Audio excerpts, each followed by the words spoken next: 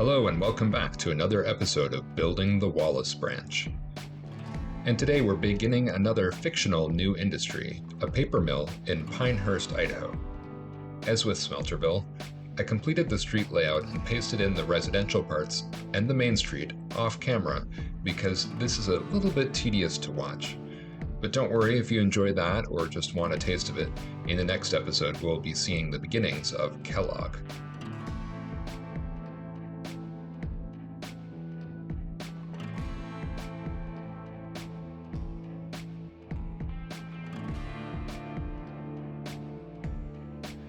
In this first segment, you'll see some track going in, as well as the highway into town.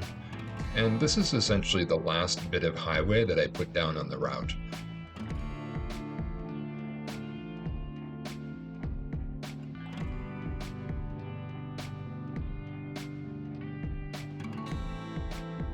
If you watched the last episode, you'll notice straight off that the airport is not there. Yes, this episode is just out of order by one. I hope you'll forgive me. I could have easily omitted the part where you see that, but I like showing the real process.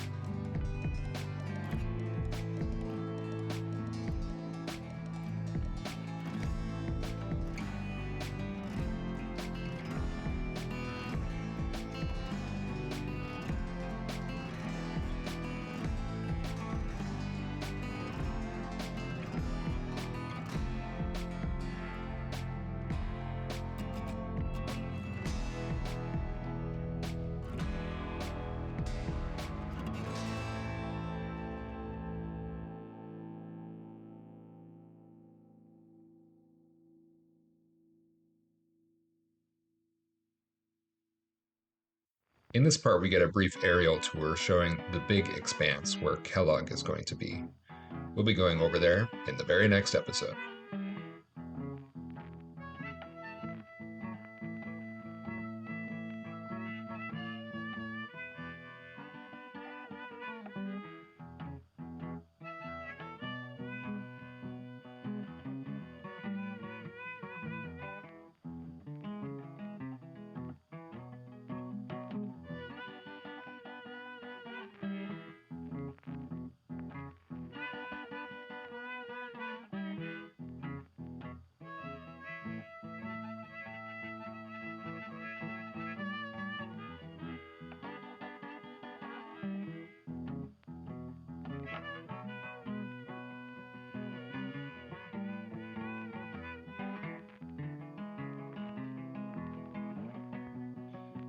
The smooth under selected function in Surveyor 2 isn't the greatest, but it does work pretty well for the highways.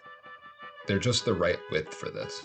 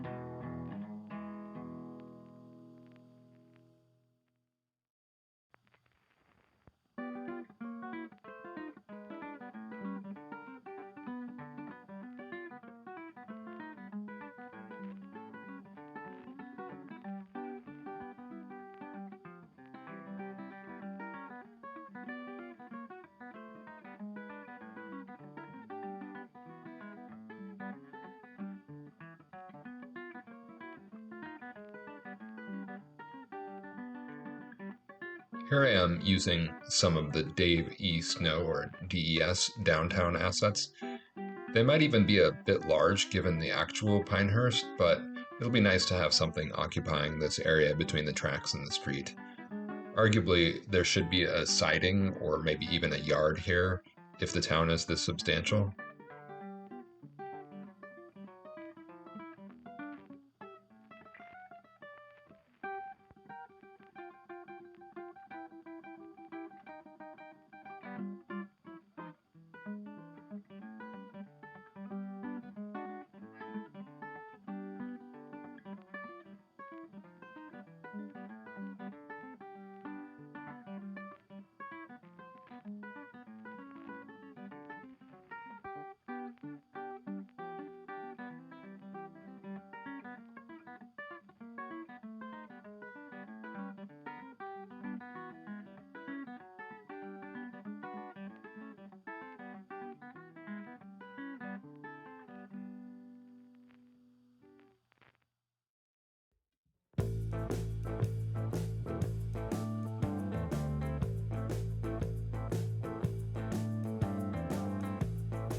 These two buildings sort of go together because the one general store asset is obviously supposed to connect to something else, to another building.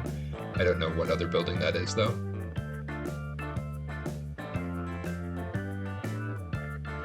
Then there's this Croton House. This is one where I think it makes a great roadside coffee shop.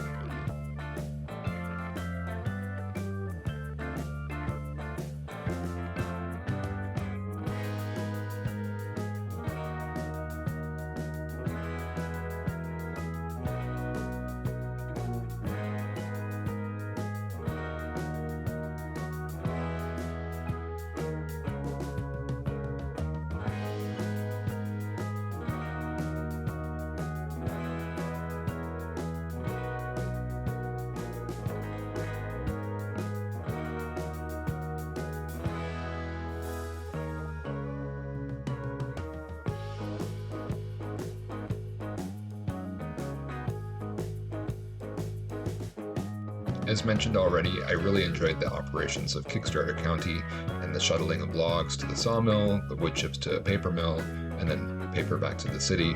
I think that sequence makes a lot of sense for this area, although maybe the paper ends up going off the map.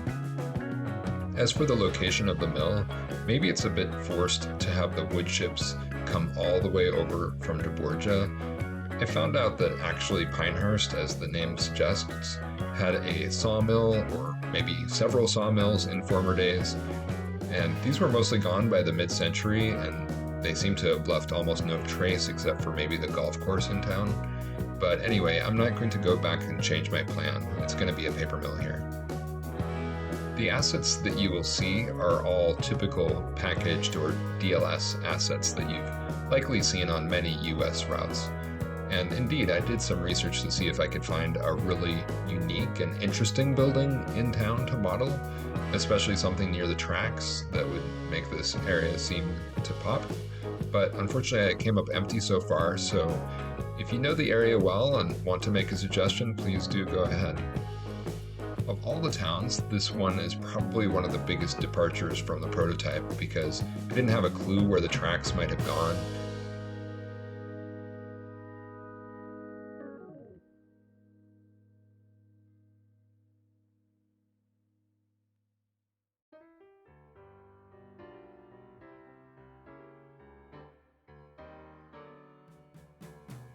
All the assets may be off the DLS or packaged, but they're still among my favorites.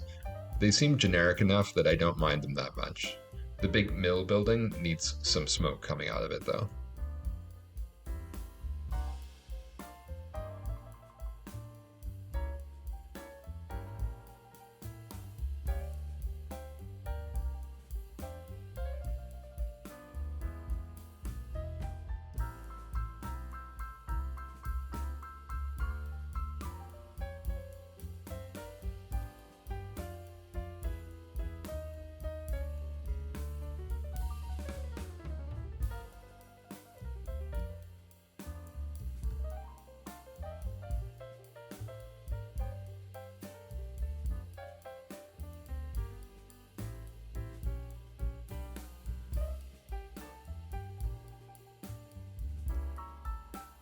Initially, I made the track layout with 2 tracks on each side of the plant.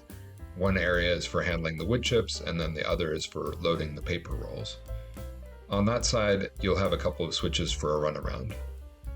But I initially put the runaround in one direction and then changed my mind about which track I'd used for loading paper.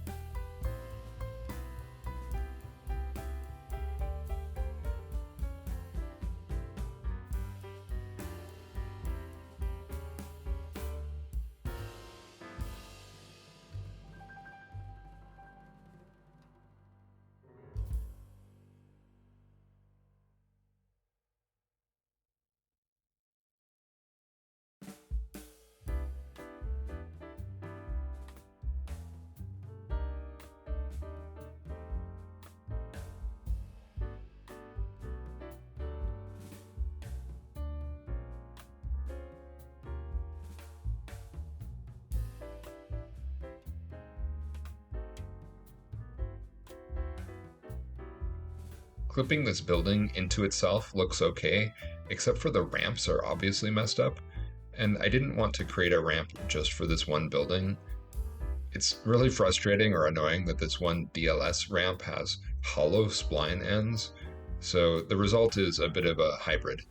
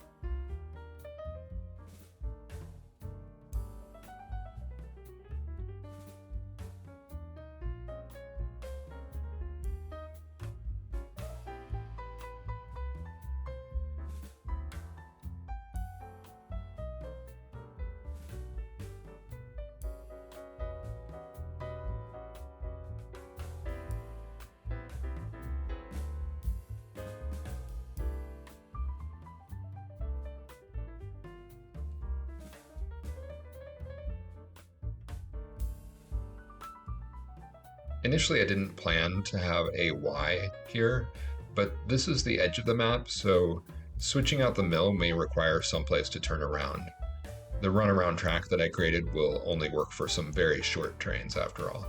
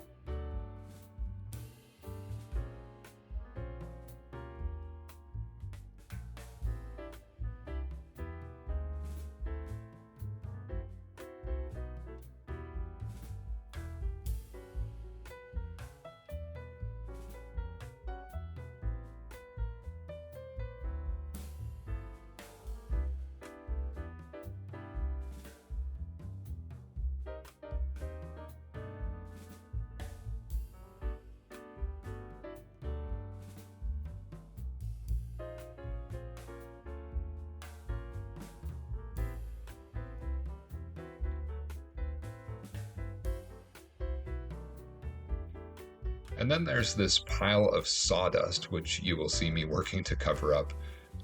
This asset is nice, but the sawdust pile that comes with it is a bit of an eyesore. Later, I realized with the HD terrain and how HD terrain moves as the camera distance changes, my effort to cover up that cone that's built into the asset, it wasn't really effective beyond a couple hundred meters. But it's a simple matter to just open up the image file with the asset and then alpha out this texture in the alpha layer of the image. So basically, I eliminated that problem.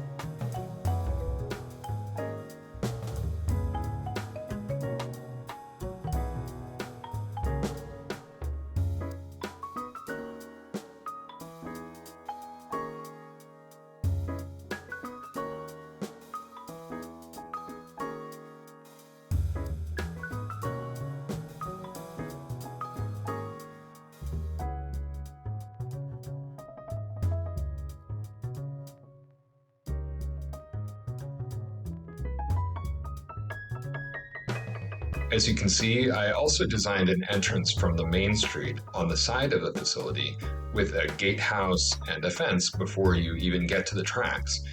And then later, I realized that if the first track continues on to a depot in town, that might not make a lot of sense to have it inside the fence line. And I realized only after stopping recording, but rest assured that everything worked out.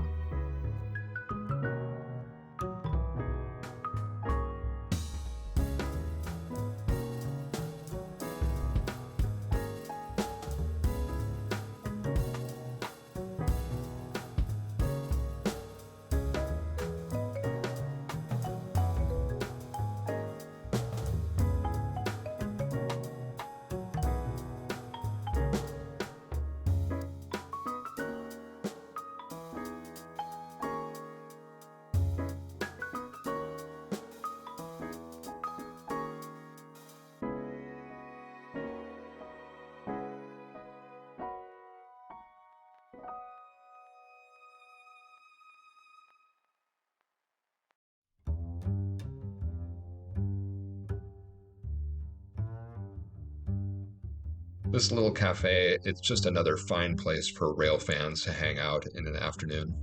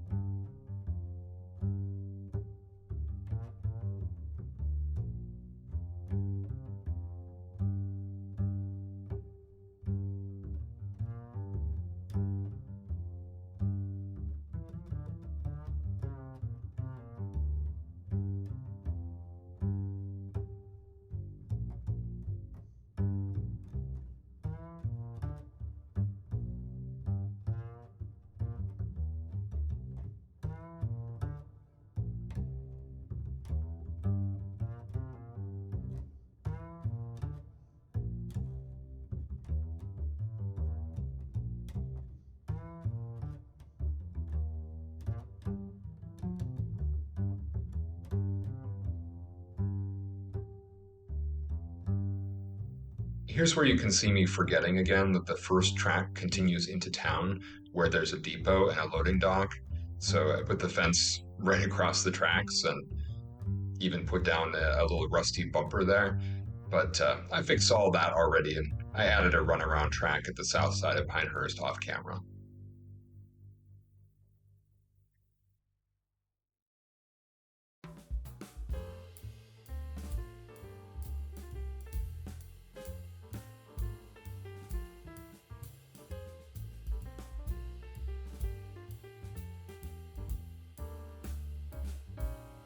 One thing that's still missing here, which unfortunately I forgot to record as well, is the substation asset.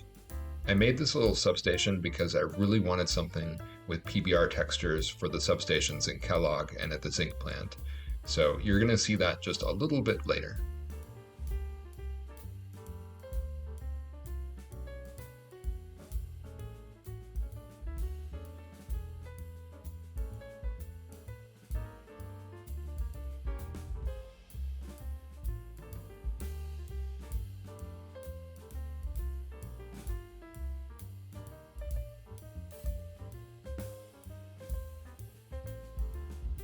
One thing I noticed at the end that was missing was employee parking. So I had to invent a totally different entrance for that because I didn't see the cars being able to go all the way through the facility and then back to the back for parking.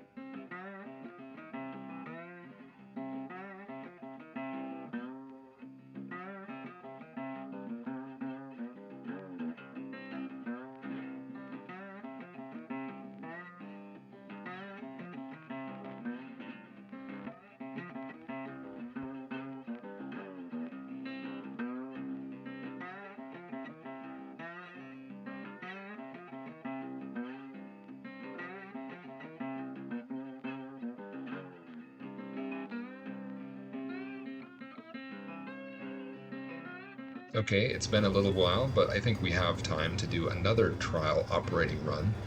This is only the second one of those operational runs I've showed so far. The first, you'd have to go back to the Hale Hatchery in Pottsville. So today, let's take a much shorter run from Smelterville to Pinehurst. These trial runs take a while to record because every time I notice something embarrassing that I feel absolutely has got to be fixed. And then, even after fixing them, I don't kid myself that I actually got them all. In the background here, you can see the airport and gravel pit that we worked on in the last episode. And in the far background, you'll spot the huge concrete stacks at the smelter in Kellogg. Actually, completing the smelter is still a few episodes into the future, however.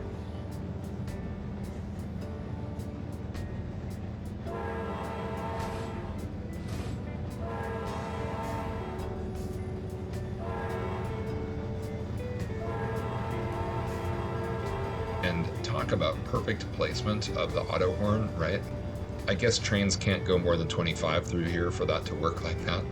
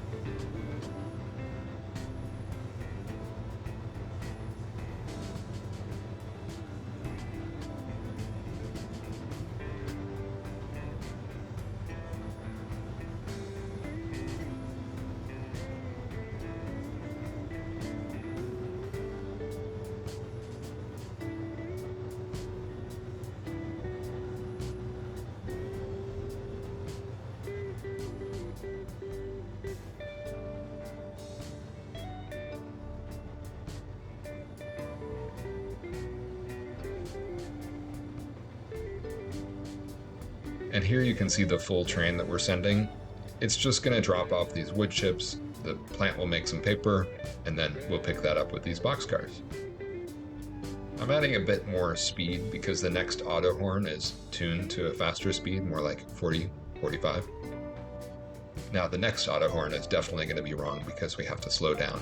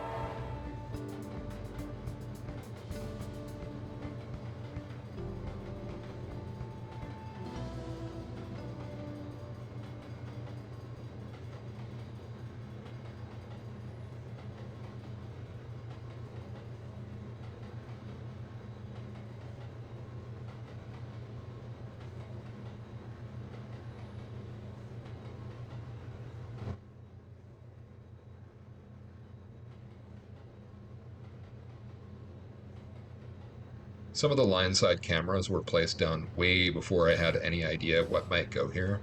This is one of them.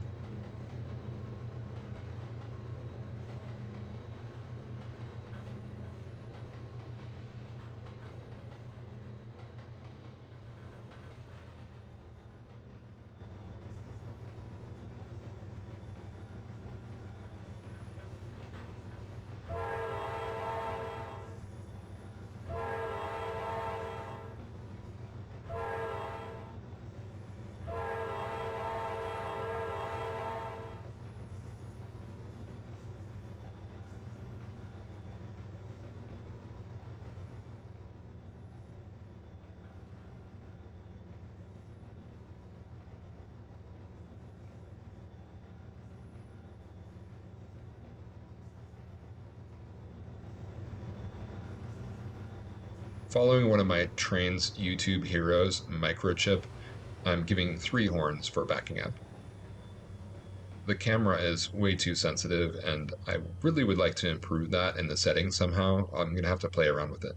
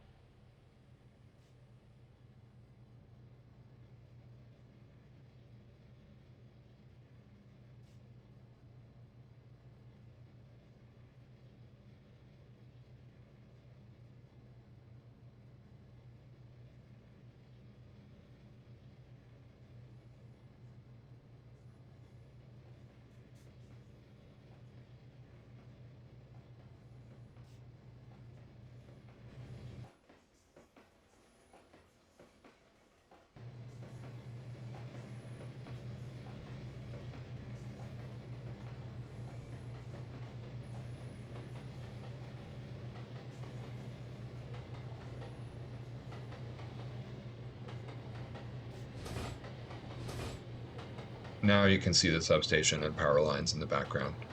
I haven't included this, but just off to the west of the Y I built, there are 2 small streets in real life named Power Avenue and Electric Avenue. And personally, I'd love to have Electric Avenue as my address.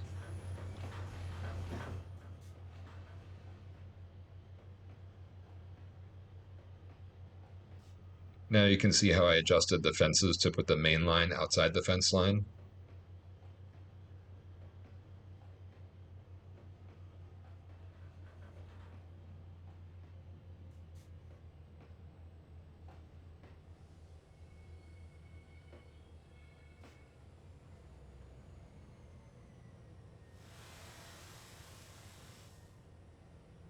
Okay, I didn't quite stop that in time.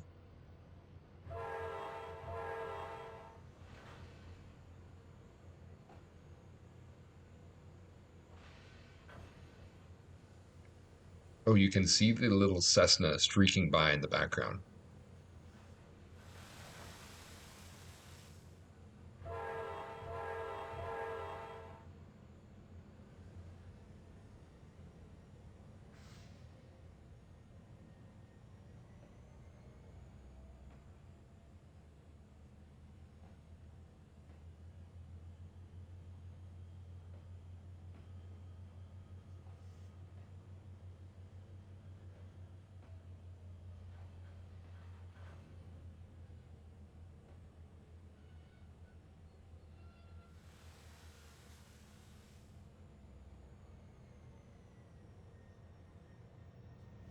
Once again, poor railroading, gonna have to inch forward again. The multi-industry new track is what I used here, and then I combined it with the asset which is called Industry Link. And you can use the Industry Link, as the name implies, to link the production of one multi-industry new to another one. So for this paper mill, as soon as the wood chips arrive at the wood chip track, they actually appear in the other track where the industrial process function is located. And that's the track where we'll be turning the wood chips into paper. I just spotted that we needed to add a bumper on this track.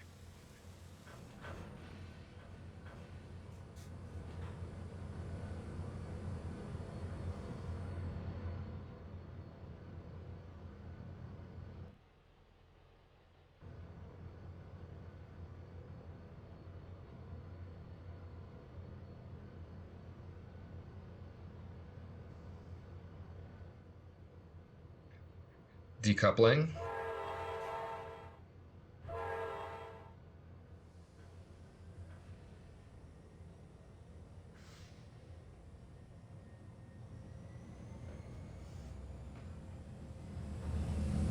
Now you can see exactly the distance where the smoke asset that I put on the mill disappears. And I find that really annoying because the stack is so high, you really only see the top of the stack from far away. But I don't see how to make the smoke visible from a long ways away without adjusting the duration. And then adjusting the duration only helps make it visible when you're going away from it. If you're going towards it, then it'll still appear at the same distance. And it also prevents the smoke from having a realistic motion. There, see how the smoke is gone?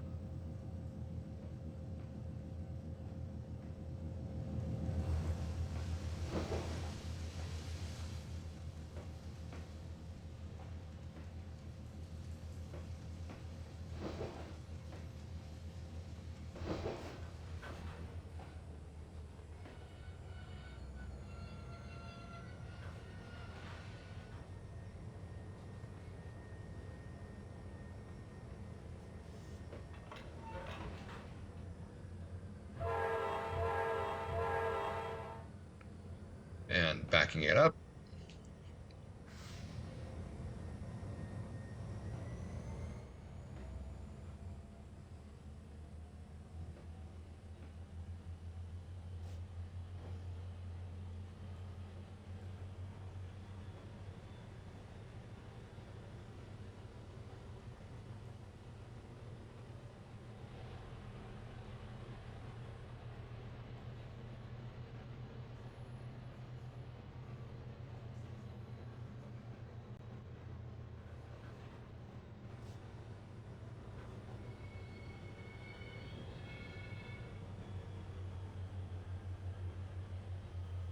And here again, I overshot the platform.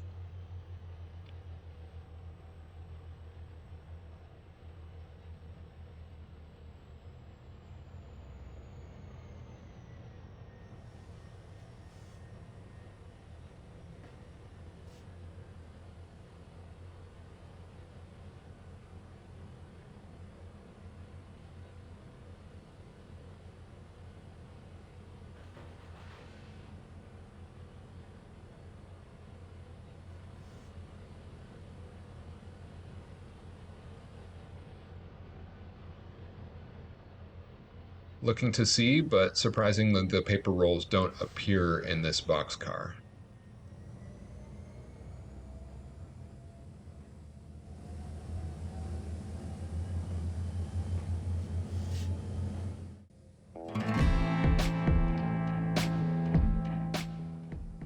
And that's a wrap for another episode. Next time we'll be tackling a major part of the route, the town of Kellogg, which is home to the lead smelter and the zinc plant.